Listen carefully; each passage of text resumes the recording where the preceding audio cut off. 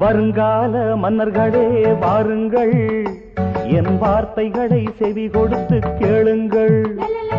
வருங்கால மன்னர்களே வாருங்கள், என் வார்த்தைகளை செவி கொடுத்து கேளுங்கள்.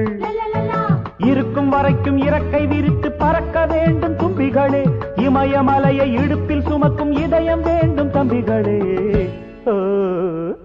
வருங்கால மன்னர்களே வாருங்கள், என் வார்த்தைகளை செவி கொடுத்து கேளுங்கள்.